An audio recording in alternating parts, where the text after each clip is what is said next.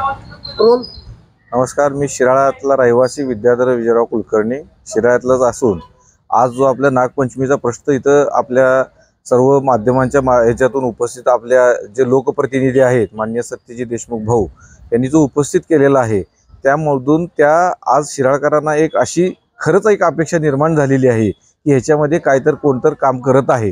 कारण आजपर्यंतच्या इतिहासामध्ये ह्याच्याबद्दल नुसती चर्चा होत होती, तर आजच्या मितीला असं घडलेलं आहे की ह्या भाजप सरकारमध्ये हा प्रश्न कुणीतर तडीला लावायचा प्रयत्न करते असं कुठं तर लोकांच्या निदर्शनास प्रामुख्याने यायला लागलेलं आहे। आणि त्या गोष्टीमध्ये आमचे जे नेते आहेत माननीय आमदार साहेब सत्यजित देशमुख साहेब यांनी खरंच प्रयत्न करत आहेत, जीव तोडून ते प्रयत्न करत आहेत।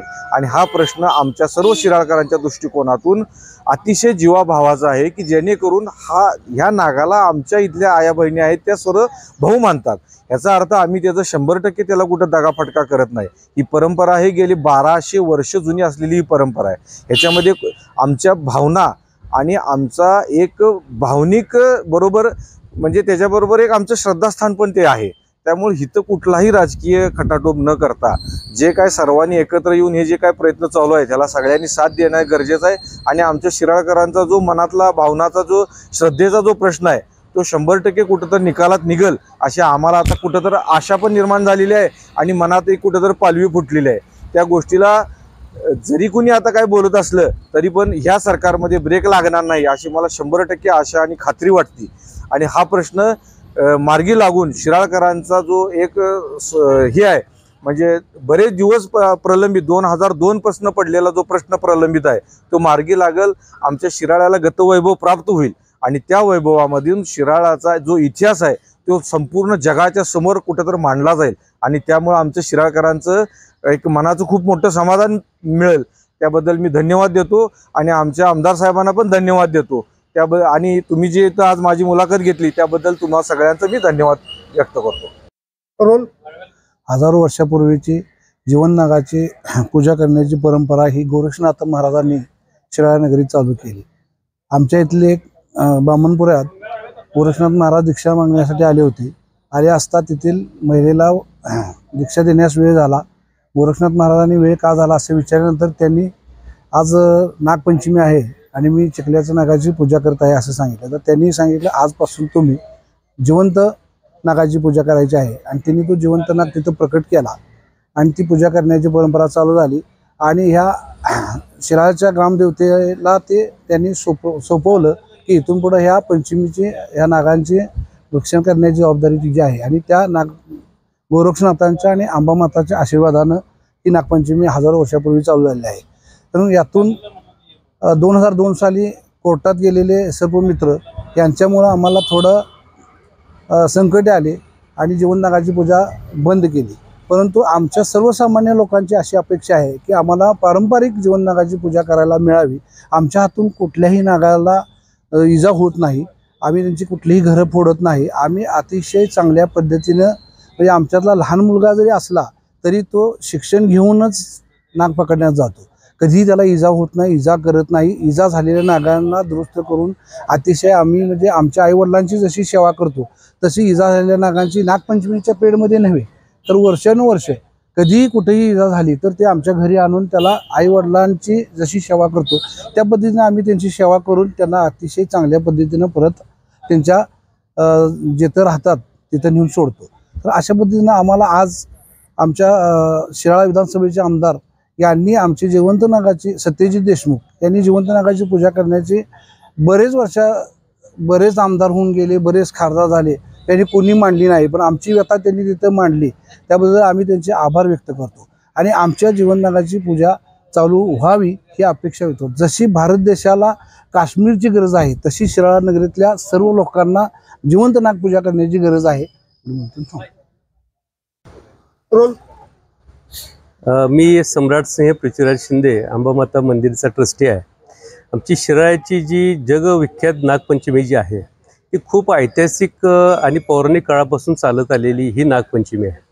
आपल्याला आपण जे काही ग्रंथ हिंदू समाजामध्ये करवीर पुराण म्हणून आपण जो मानतो की जिथं मातेची सगळ्या आख्यायिका त्याच्यामध्ये आहेत, त्यामध्ये सुद्धा ज्या वेळेला गरुडाने नागपुरांचा संहार केला त्यावेळेला नागपुळे ज्यावेळेला अंबामातेकडं शरण गेली त्यावेळेला अंबामातेने त्यांना शिराळ्यामध्ये जाऊन त्या ठिकाणी वास्तव्य करा, तिथं तुम्हाला कसलाही धक्का पोचणार नाही अशी त्यावेळेला त्यांना हे केलं, म्हणजे उशाप दिला. आणि मग त्यावेळेपासून शिराळ्यामध्ये अगदी नागपुळे इथं आनंदात नांदतायत अशी आख्यायिका त्यावेळेपासूनची आहे. त्यानंतर आपण बघितलं तर सन 8 ते 9 म्हणजे 800 ते 900च्या दरम्यान गोरक्षनाथ इथं वास्तव्यास होते 22 वर्ष या शिराळ्यामध्ये नगरीमध्ये. त्यावेळेला त्यांनी स्वतःहून जिवंत नाग प्रकट करून ही नागपंचमी श्रावण पंचमीपासून सुरू केलेली आहे. म्हणजे याला 1200 वर्षाचा ऐतिहासिक परंपरा आहे. याच नागपंचमीचा उल्लेख आपल्याला भारताच्या गॅजेटमध्ये सुद्धा येतो. इथं हा नाग जो आहे इथल्या आमच्या महिला भाव म्हणून, स्वतःचा बंधू भाऊ म्हणून त्याची पूजा अगदी आनंदाने करतात. आणि हा अगदी आमच्या जिव्हाळ्याचा प्रश्न आहे. शेकडो वर्षापासून चालत आलेला जो प्रश्न आहे, म्हणजे ही परंपरा जी आहे शेकडो वर्षाची आहे, ही आत्ताची परंपरा नाही. हिंदू सणामध्ये जसं आपल्याला नागपंचमीला अविविध असं महत्त्व आहे, हे महत्त्व कायमचं टिकावं. फक्त या असणाऱ्या जगाच्या पटलावरती ह्या शिराळ्यामध्येच अंबामातेच्या कृपेनं आणि गोरक्षनाथांच्या कृपेनंच जिवंत नागाची पूजा ही सुरू आहे. आणि हा असणारा दैवी आशीर्वाद हा कायम चालू राहावा, त्यासाठी परवासुद्धा आपण पाहिलं की असणारे आमचे जे आमदार आहेत त्या आमदार महोदयांनी ही आमची असणारी सगळ्यांची जनभावना जी आहे, ही जिवंत नागाची पूजा करायची आमची शेकडो वर्षाची परंपरेचं जी आमचा आदर सन्मान व्हायला पाहिजे, हीच भावना असणाऱ्या विधिमंडळामध्ये त्यांनी बोलून दाखवली. त्याला खरं तर वरमंत्र्यांनी खूप चांगला प्रतिसाद दिलेला आहे. आणि 7 तारखेला मीटिंगसुद्धा आता केंद्रीय पातळीवरती होते. तर आम्हाला खरोखर आशावाद या सगळ्या असणाऱ्या मंडळींच्याकडून आहे की आम्हाला परत एकदा अंबामातेच्या आणि गोरक्षनाथाच्या कृपेनं जिवंत नागाची पूजा करायचं सौभाग्य आमच्या सगळ्या असणाऱ्या महिला भगिनींना आणि आम्हाला मिळेल, असं आम्हाला खूप आतुर अशी आमची इच्छा आहे. आणि ती पूर्ण होईल अशी आम्हाला आत्ता जाणीव झालेली आहे. वसंत शिंदे मी बोलतोय.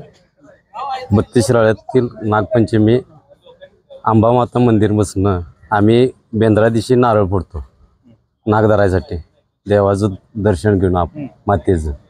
आम्ही रानात जातो, जिथं त्याचा जाणारा माग असतो त्याच्यावर आम्ही ती ओळखतो.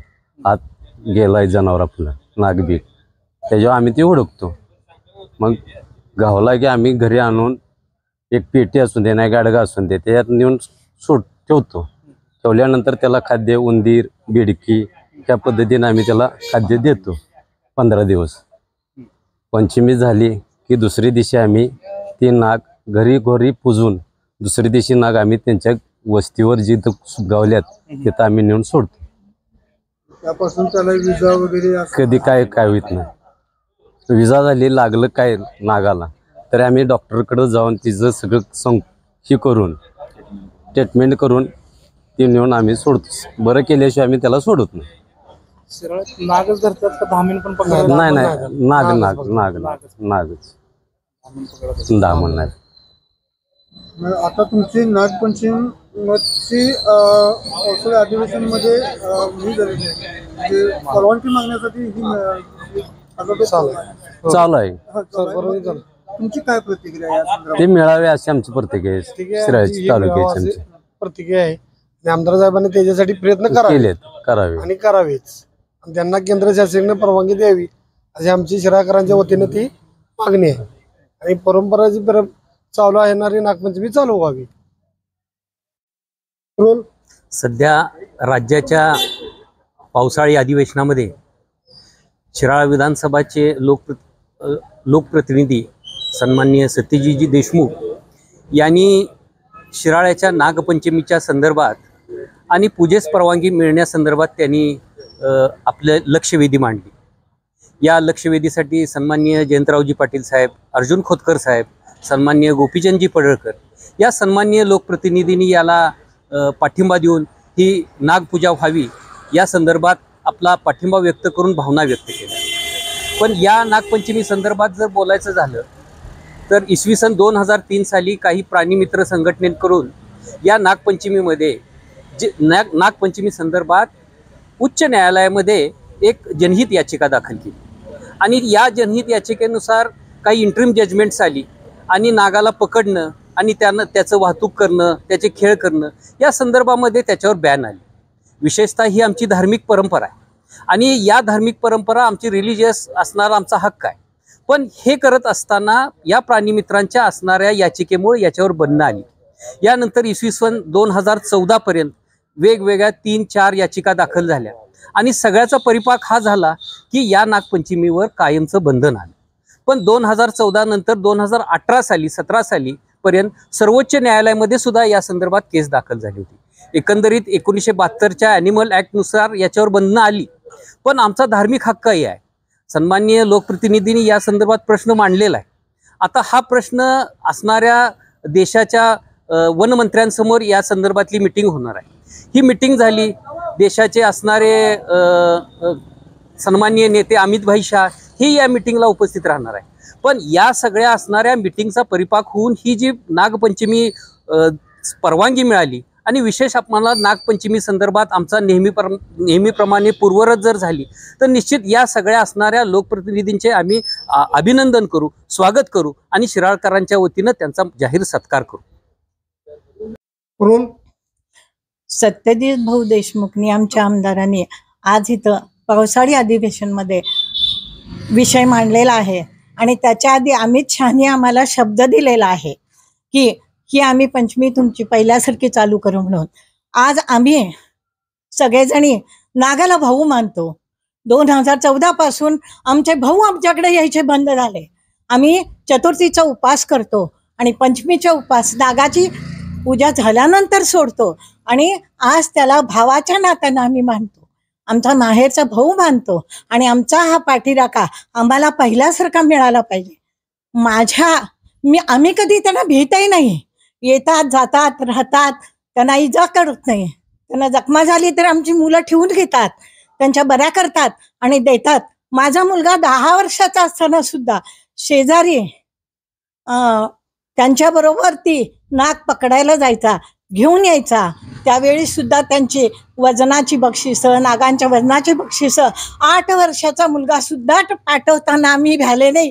का तर माझा भाऊ पाठीराखा आहे, त्याला काही करणार नाही एवढी खात्री होती. आणि जवळजवळ गोरक्षनाथांनी महाजनांच्याकडं 2 नाग दिल्यापासून इथं ही नागाची पूजा गेले कित्येक हजार वर्षाच्या पूर्वीपासूनची परंपरा आहे.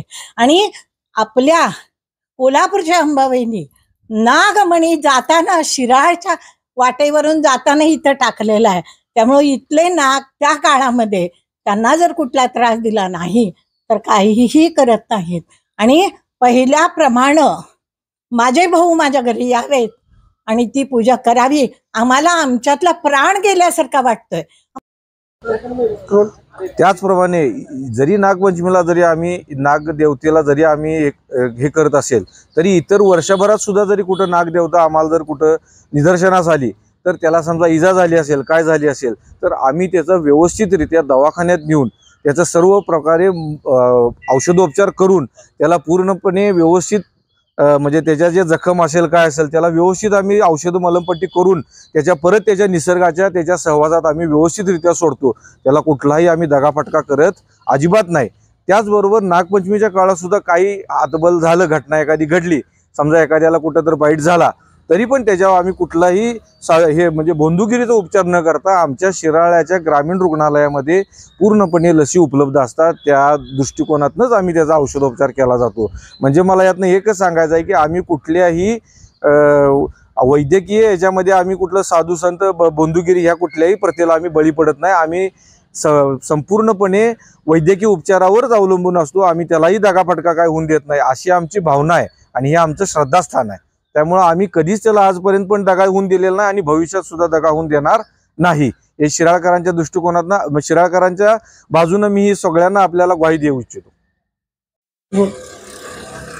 आम्हाला ह्या पंचमीला हे जर वैभव आम्हाला परत मिळालं तर आम्हाला इतका आनंद होईल की आमचं पूर्णपणे आमच्या इच्छा पूर्ण झाल्याचं, आम्हाला खरोखरी परमेश्वर भेटलेल्याचं आम्हाला आनंद होईल. आणि आमच्या भावाने आमच्या घरी यावं. आम्ही माहेरवाटणी भाऊ मानतो आम्ही त्यांना आणि त्यांची पूजा करून त्यांचे आशीर्वाद घेतो. पाठचा भाऊ पाठीवर आला असं मला वाटेल. आणि एवढं व्हावं एवढीच इच्छा आहे आमची, ते काही नाही. आम्हाला 14 वर्षापासून शिराळा वाटेना. 14 ह्याच्यापासून 14 सालापासून आम्हाला आमचं शिराळं वाटेना.